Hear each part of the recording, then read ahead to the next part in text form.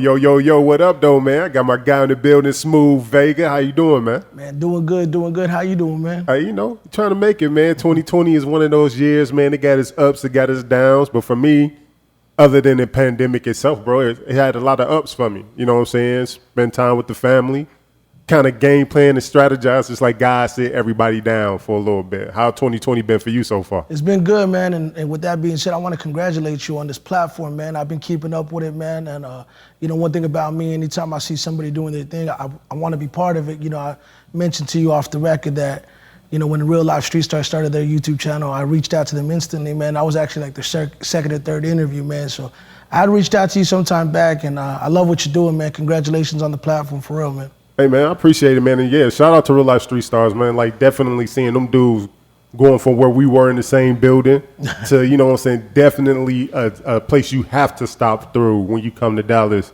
if you anybody or trying to be anybody, man. So, no doubt, man. So, the whole premise of the show, man, I love talking to moguls, especially people who putting a stamp in the game, people who try to, take people to the next level. But before we get to that point, I also want to hear your journey.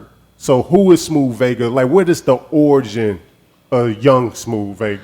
Well, man, I'm from Fortworth, Texas, born and raised. For those that aren't familiar with my story, essentially, in a nutshell, I started as a rap artist, From a rap artist, I transitioned into a promoter. Gotcha. I transitioned into a promoter based off the fact that I wasn't getting gigs as an artist. So in the spirit of entrepreneurship, I took, matters into my own hand, and I just started promoting my own shows. Started kind of doing it originally in 2006, 2007, I had a lot of success. So from 2007 to 2009, I killed it. And then, I took some time off after that because, I was still really young. So around 2015, I ended up launching my company, Premier Live Experience, which, I started routing national tours for a lot of artists. I've worked with a number of artists, too many to name, but I'll say that, for sure, Dave East, Joyner Lucas, I did Nipsey Hussle's last tour, Joe Budden, Royce the 5'9". The list goes on and on. So, okay. So a little bit further back into it. So funk, for you from the funk, Fort Worth, Texas, born and raised. Yes, sir. What was it like growing up for Smooth Vega in Fort Worth, Texas? Like, what part were you from?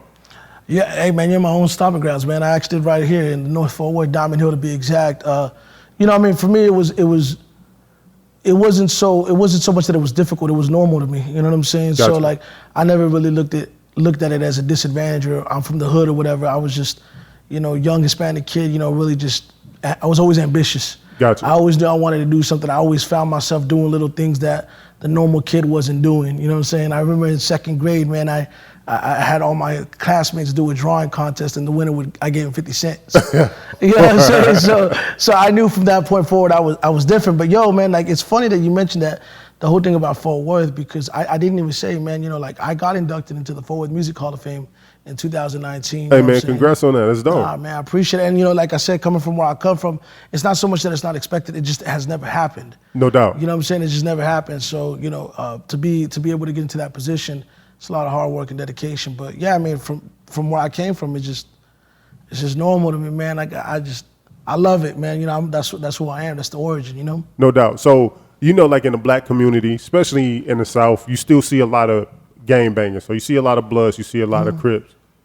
In the Hispanic community, you growing up, were you pressured to join any black gangs? Were any gangs around? Or yeah, there was a lot of gangs. It was like a lot of the Hispanic gangs that were around. I was never really pressured because I always had a sense of identity of who I was. Even though I was younger, I knew that. I think I realized pretty quick that I wasn't gonna be tall enough to play ball. I got you. You know what I'm saying? So I just knew that. I took a liking into hip hop pretty early on, and so by the time I was 13, I was already going to recording studios. I was already kind of maneuvering to say this is what I want to do. I remember my parents, because my parents are traditional Mexican parents, straight from Mexico. So when I told them I wanted to rap, they thought it was gonna be a phase.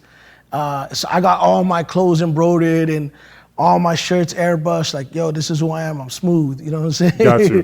But I never felt pressure to be in the gangs, even though a lot of my homies were in gangs and a lot of my people kind of grew, addicted to whether it be the street life, drugs or alcohol. I just always found myself saying that's not what I want to do. You know what I'm saying? I didn't grow up in a household that had, you know, my parents didn't drink, you know what I'm saying? They didn't do drugs, or they were just hardworking people. So Got you. I kind of just mirrored that, and that's kind of what I became, you know? Okay.